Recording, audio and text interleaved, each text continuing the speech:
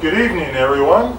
I'm Dan the Ventriloquist, and I'll be doing some ventriloquism this evening, and you'll not see my lips move at all when I use my dummy, the ventriloquism dummy, who I've named Dudley, Doright, the Prospector. So, without further ado, I'd like to bring Dudley, the Prospector ventriloquist dummy, forward.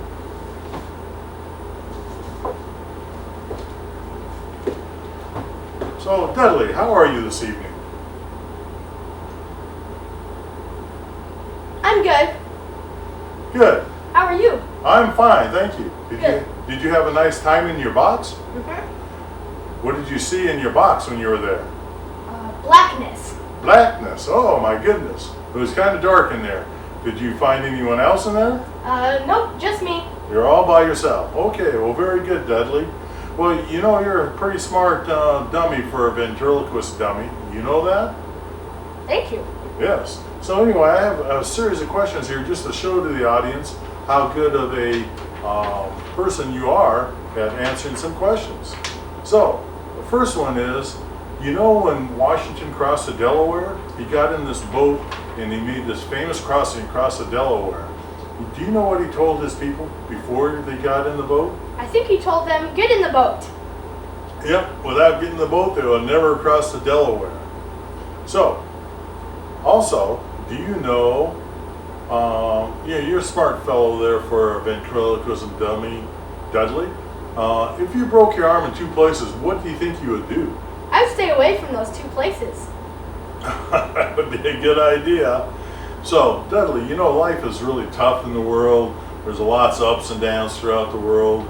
And, you know, sometimes you get heartbreak and you have different things that happen negative in your life, and sometimes they're good. But do you know if there's anything for sure you can always count on? On your fingers. Very good, Dudley. You know, there's some odd things in this world, and sometimes you just have to use your imagination.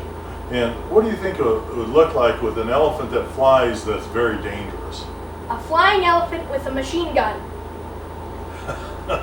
That would be dangerous, that's for sure. So, in our history of different characters that we had in our fairy tales and that type of thing, some of them have sort of bizarre endings and different things that happen.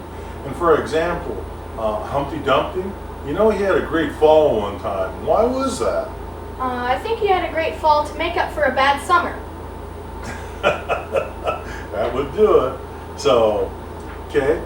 And Dudley, you know in Arizona we have a lot of different kind of animals running around here. Yes. And some of these animals are sort of obnoxious. You know, we have a lot of skunks around here. What would you do to keep them from smelling? I plugged their nose with a clothespin.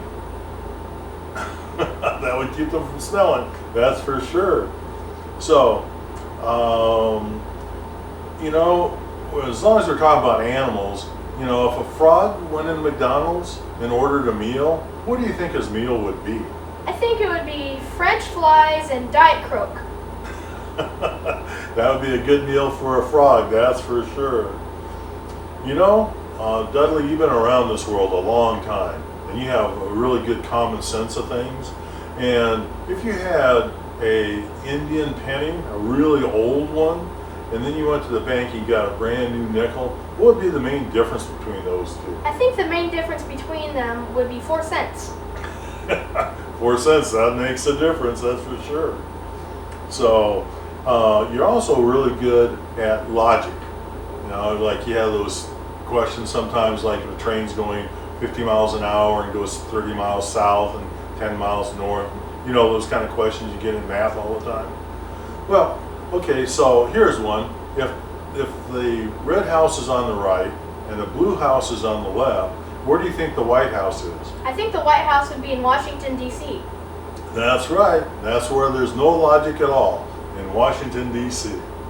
So this evening, that completes our story with Dudley the Doright. And Dudley, Prospector, I'm going to have to put you back in your box, okay? All right, bye everyone. Goodbye, Dudley.